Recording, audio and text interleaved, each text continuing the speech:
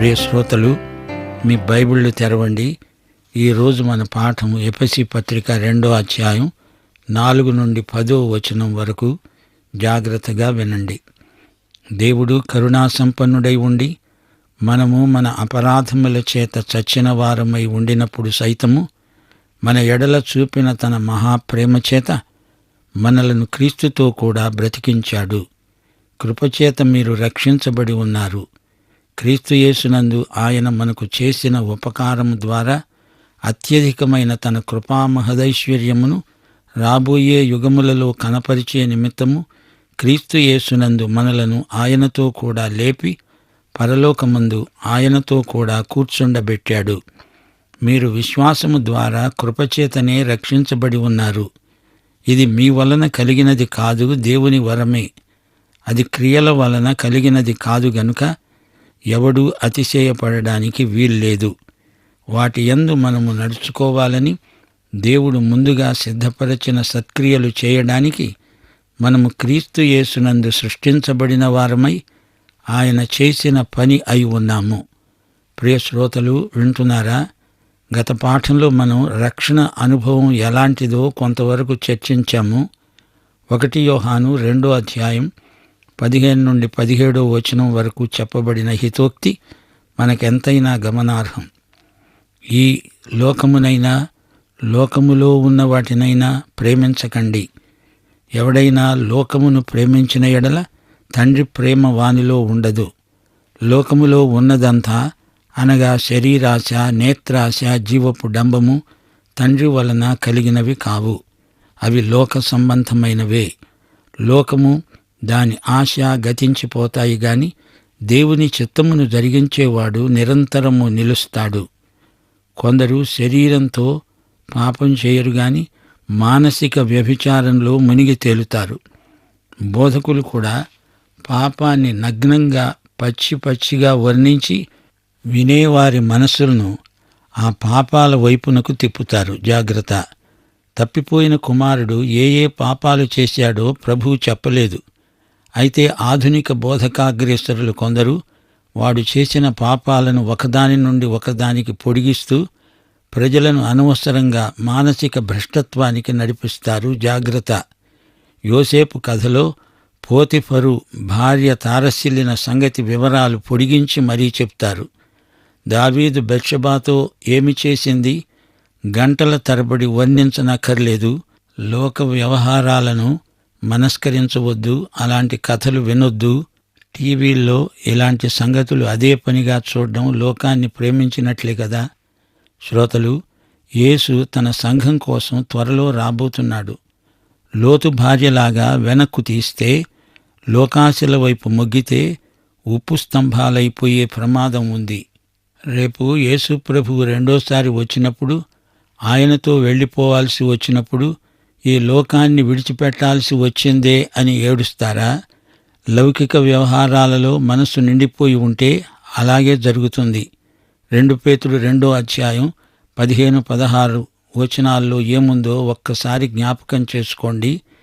వ్యభిచారిణిని చూచి ఆశిస్తూ పాపమును మానలేని కన్నులు గలవారు, లోభిత్వమందు సాధకము చేయబడిన హృదయము గలవారు శాపగ్రస్తులు అయి ఉండి తిన్నని మార్గమును విడిచి బెయోరు కుమారుడైన బెలాము పోయిన మార్గమును బట్టి తోవ తప్పిపోయారు.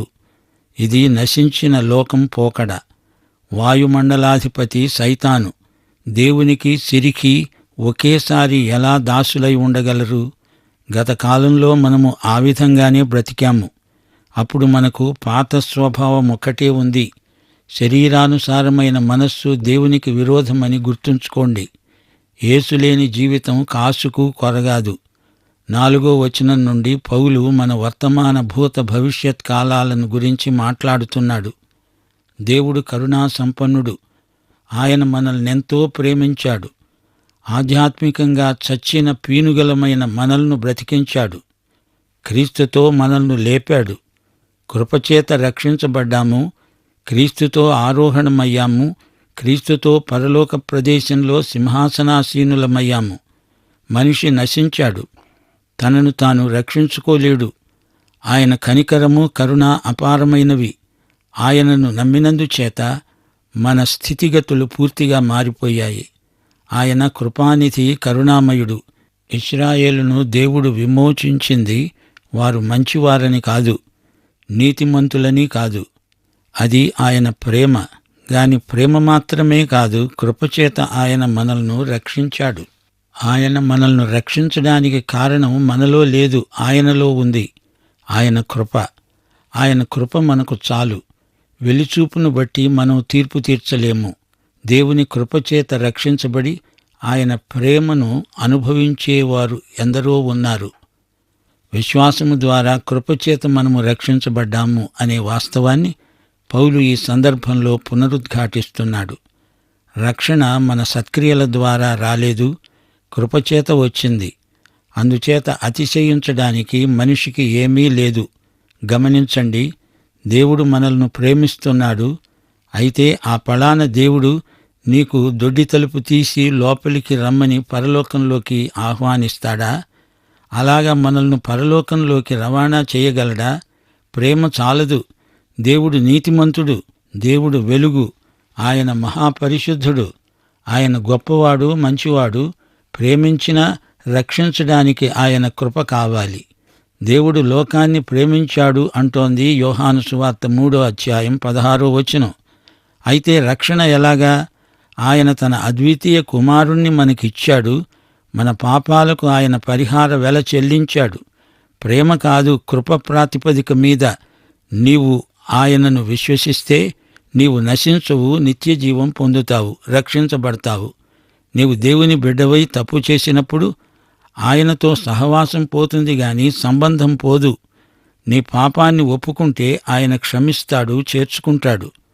1 యోహాను 7-9 వచనాలు మననం చేసుకోండి, మీకిది బాగా అర్థమవుతుంది.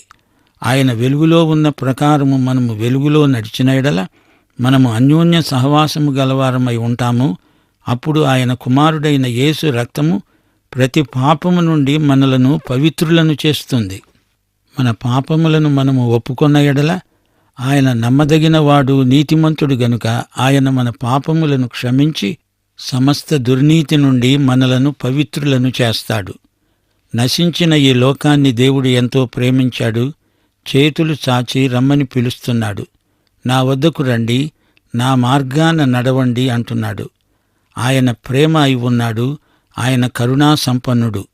ఆధ్యాత్మికంగా చచ్చి పాతిపెట్టబడిన మనల్ని ఆయన బ్రతికించాడు, లేపాడు. మనకు ఆరోహణమిచ్చాడు, సింహాసనం మీద కూచోబెట్టుకున్నాడు. ఇక భవిష్యత్తు విషయం, రాబోయే యుగాలలో తన కృపామహదైశ్వర్యాన్ని చూపుతాడు. తన దయా సంకల్పాన్ని బయలుపరుస్తాడు. యేసుక్రీస్తు ద్వారా మనకు భవిష్యత్తును మహోజ్వలంగా రూపొందిస్తాడు. ఒకానొక రోజు మనం మహిమలో కనపడతాము. దేవదూతలు సైతం ఆశ్చర్యపోతారు. దీనికంతటికీ కారణం దేవుని ఉచిత కృప మాత్రమే. నిత్యత్వంలో దీనివల్ల దేవుని కృపామహిమకు కీర్తి. అందులో నీకు నాకు అతిశయ కారణమేమీ లేదు. అది దేవునికి మహిమ. అక్కడ పరలోకంలో దేవదూతలతో కలిసి గాన ప్రతిగానాలు చేస్తాము. ఆయన నిన్ను నన్ను రక్షించాడంటే అది గొప్ప విశేషం. మహాశ్చర్యకరమైన దేవుని కృప. పాపినైన నన్ను రక్షించిన మహాకృప దేవుని కృప. విశ్వాసము ద్వారా కృపచేత రక్షించబడ్డాము. అందులో మనం చేసింది, చెయ్యగలిగింది ఏమీ లేదు. అది కేవలము దేవుని కృప. క్రియల ద్వారా మనం సంపాదించింది కాదు. ఇందులో మనిషికి అతిశయమేమీ లేదు. గమనించారా? విశ్వాసి యొక్క గతం, వర్తమాన కాలం, మహోజ్వల భవిష్యత్తు ఇక్కడ చూపబడ్డాయి. యోగ్యత లేని నీకు నాకు దేవుని కృపాబాహుళ్యం ప్రాప్తించింది. నీ విశ్వసనీయత మీద రక్షణ ఆధారపడదు. దేవుని కృపయే మన రక్షణకు ఆధారం. ఫిలిప్పీ పత్రిక 1వ అధ్యాయం 6వ వచనం అంటోంది, మీలో ఈ సత్క్రియను ఆరంభించినవాడు యేసుక్రీస్తు దినము వరకు దానిని కొనసాగిస్తాడని రూఢిగా నమ్ముతున్నాను. నీవు దేవుని బిడ్డవై ఉండి ఒకవేళ దేవునికి దూరంగా పారిపోయావే అనుకో, నీవెలాగైనా ఆయన వద్దకు తిరిగి వస్తావు. ఆయన కృప నీ పట్ల నిరర్ధకం కాదు, కాకూడదు. నీ రక్షణ సంపూర్ణమైనది, సమగ్రమైనది. నీలో పరిశుద్ధాత్మ ఉండి రక్షణను కొనసాగించుకోవడంలో తోడ్పడుతున్నాడు. దేవుని వాక్య ప్రమాణం మేరకు జీవించగలుగుతున్నావు. రక్షణ ఊహ కాదు. రక్షణ ఇప్పుడు ఇక్కడ వాస్తవం. నీ స్వప్రయత్నం కాదు. రక్షణ దేవుని కృపాదత్తం. కృపకు మరో నిర్వచనం ప్రేమ పనిచేసే తీరు. పాపుల ఎడల దేవుని కనికరముతో కూడిన ప్రేమ వెల్లడి అయింది. క్రీస్తునందు పాపికి కృపాబాహుళ్యం ప్రాప్తించింది. దేవుని ప్రేమ, దేవుని కృప ఈ రెండూ ఒకటి కాదు. దేవుని న్యాయము, పరిశుద్ధత నెరవేరాలంటే ప్రేమ ఒక్కటే చాలదు.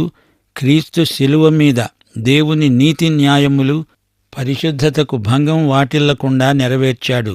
ఇది కృప. దీని వెనుక దేవుని ప్రేమ ఎంతో ఉంది. మానవ పాపానికి క్రీస్తునందు న్యాయసమ్మతమైన తీర్పు విధించబడింది. ప్రేమ సార్థకం కావడానికి కృప అవసరమైంది.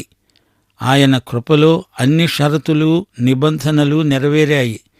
దేవుని ప్రేమ పరిశుద్ధాత్మ ద్వారా మన హృదయాలలో కృమ్మరించబడింది. దేవుని కృపకు ఆటంకమేమీ లేదు. శిలువ మీద యేసు అంతా నెరవేర్చి సమాప్తమైనది అన్నాడు. రక్షణ కృపకు మన విశ్వాసం సాధనమైంది. వినటము చేతనే విశ్వాసం కలుగుతుంది. వినటం దేవుని వాక్యం వల్లనే కలుగుతుంది. క్రీస్తును నమ్ముకోకుండా రక్షణ రాదు. వాక్యం వినకుండా నమ్ముకోవడమంటూ జరగదు. సువార్త విన్న వారందరికీ విశ్వాసం అంకురించేటట్లు పరిశుద్ధాత్మే చేస్తాడు. 2 కొరింథీ పత్రికలో 3వ అధ్యాయంలో ఏమి చూచాము? మోషే ముఖం మీద ముసుకు ఉంది. తగ్గిపోయే దేవుని మహిమను వారు చూడకుండా మోషే ముఖం కప్పుకున్నాడు. ధర్మశాస్త్రం మహిమ తగ్గిపోతోంది. మోషే ద్వారా వచ్చిన ధర్మశాస్త్రానికి కాలం చెల్లింది.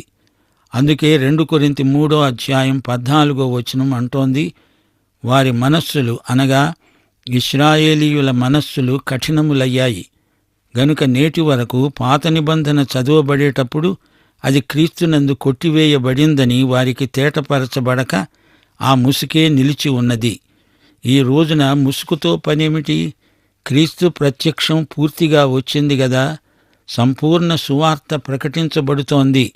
2 కొరింథీ 3వ అధ్యాయం 15-16 వచనాలు. నేటి వరకు మోషే గ్రంథము వారు చదివేటప్పుడెల్లా ముసుకు వారి హృదయముల మీద ఉన్నది. గాని వారి హృదయము ప్రభువు వైపునకు ఎప్పుడు తిరుగుతుందో అప్పుడు ముసుకు తీసివేయబడుతుంది. అది హృదయపు ముసుకు. హృదయము ప్రభువు వైపు తిరగాలి. విశ్వాసం కలగాలంటే వాక్యం చెప్పినట్లు చెయ్యాలి. లోకాశలకు విముఖుడివై రావాలి. వాక్యం ప్రకారం రావాలి. అప్పుడే ప్రభువును నమ్మగలవు. ప్రభువునందు విశ్వాసం కలుగుతుంది. నీకు మానసికంగా ఏమైనా సమస్యలున్నాయా? నైతిక సమస్యలు కూడా ఉన్నాయి గదూ. పాపమనేది అనేక మందికి హృదయ సమస్య. పాపం రక్షణానందాన్ని హరించివేస్తుంది. గతానికి వీడ్కోలు చెప్పాలి. గతంలో జీవించకూడదు. గతంతో తెగదెంపులు చేసుకోవాలి. క్రీస్తు వైపు చూడాలి. రక్షణకు సాధనం నీ విశ్వాసమే అన్నాము కదా. రక్షించేవాడు క్రీస్తు. విశ్వాసం క్రీస్తునందే. నిన్ను రక్షించేది విశ్వాసం కాదు, నీవు విశ్వసించిన క్రీస్తు, యేసు రక్తం, శిలువ రక్తం.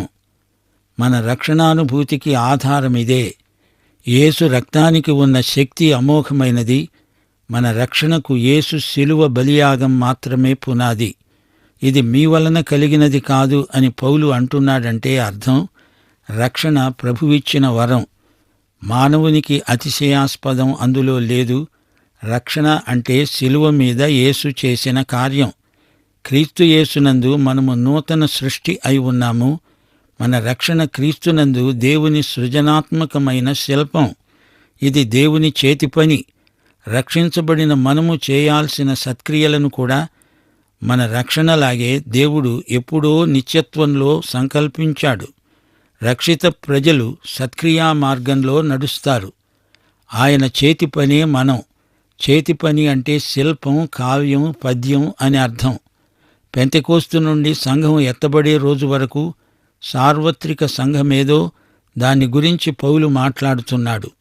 లోకంలోని విశ్వాసులందరినీ సార్వత్రిక సంఘంగా పౌలు చూస్తున్నాడు. క్రీస్తు యేసునందు ఈ నూతన సృష్టే దేవుని సంఘం. మనమెందుకిలా నూతన సృష్టి అయ్యాము? సత్క్రియలు చేయడానికే.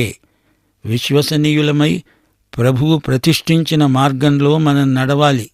మనం పరలోకంలో క్రీస్తు యేసుతో సింహాసనం మీద కూర్చున్నాము. అంతేకాదు, ఈ లోకంలో ఉంటూ ప్రభువుకు మహిమ కలిగేలా నడవాలి అని దేవుని అభీష్టం. శ్రోతలు గమనించండి. క్రీస్తుతో కూడా పునరుత్థానం పొందాము, క్రీస్తుతో కూడా ఆరోహణమయ్యాము, క్రీస్తుతో కూడా సింహాసనాసీనులం. క్రీస్తు పరిపాలనలో మనకు భాగస్వామ్యమున్నది. క్రీస్తుతో సంయుక్తమై ఆయన జత పనివారమై ఉన్నాము. కొలసీ పత్రిక 1వ అధ్యాయం 13వ వచనం, ఆయన మనలను అంధకార సంబంధమైన అధికారములో నుండి విడుదల చేసి తాను ప్రేమించిన తన కుమారుని యొక్క రాజ్య నివాసులనుగా చేశాడు. ఆయన రాజ్య సంబంధమైన క్రియలలో మనకు పాలు పంపులిచ్చాడు. దేవుడు మనకిప్పుడు ఇస్తున్నదే కాదు, రాబోయే యుగాలలో మనకు మహోజ్వలమైన భవిష్యత్తును సంకల్పించాడు. శ్రోతలు గుర్తించండి, గమనించండి. ఈ పాఠంలో కృప అనే మాట ఎంతో శక్తిభరితమైనది. కృప అనేది పరిశుద్ధాత్మ మనలో పనిచేయడానికి సాధ్యతను కల్పించిన మహాశక్తి. కృప దేవుని అనుగ్రహమే కాదు, కృప గొప్ప కార్యసాధక శక్తి. కృప దేవుని క్రియ, నామవాచకం కూడా. నూతన సృష్టి అయిన సంఘ నిర్మాణంలో దేవుని సృజనాత్మక శక్తి ద్యోతకమవుతుంది. విముక్త ప్రజలైన తన బిడ్డల ద్వారా సత్కార్యాలు జరగాలని దేవుడు నిర్ణయించాడు. ప్రియ సోదరుడా, సోదరి, నీవు క్రీస్తునందు దేవుడు చేసిన ఒక కళాఖండానివి. ఈ లోక మర్యాదను నీవు అనుసరించవు. దేవుని చేతి పని అయిన నీ చేతి పని దేవుడు చేయించిన పని అయి ఉండాలని ఆయన చిత్తం. నేను, నీవు క్రీస్తునందు నూతన సృష్టి అయి ఉన్నాము. రోమాపత్రిక 1వ అధ్యాయం 20వ వచనం అంటోంది, ఆయన అదృశ్య లక్షణములు అనగా ఆయన నిత్యశక్తి, దేవత్వము, జగదుత్పత్తి మొదలుకొని సృష్టించబడిన వస్తువులను ఆలోచించడము వలన తేటపడుతున్నాయి. ఆయన చేతి పని ఆయననే మహిమపరుస్తుంది. రక్షించబడకముందు మన జీవితాలు వికృతమైనవి. రక్షణ వల్ల మన జీవితాలకు సమతౌల్యం ఏర్పడింది. అందము, పొందిక కలిగాయి. క్రమం అలవడింది. మనం క్రీస్తునందు దేవుడు రచించిన పద్యం. మన జీవితం హృద్యమైన పద్యకావ్యం. ప్రియ సోదరా, సోదరి, నీవు క్రీస్తు యేసును నీ స్వకీయ రక్షకుడుగా ఎరుగుదువా? అయితే ఈ పాఠమంతా నిన్ను ఉద్దేశించిందే. ఈ ఎఫెసీ పత్రిక అంతా నీకోసమే. ప్రభు అయిన యేసుక్రీస్తు వారి దివ్యకృప, తండ్రి అయిన దేవుని పరమ ప్రేమ, పరిశుద్ధాత్మ యొక్క అన్యోన్య సహవాసము నిత్యత్వము పర్యంతము మనకందరికీ తోడై ఉండునుగాక. ఆమేన్.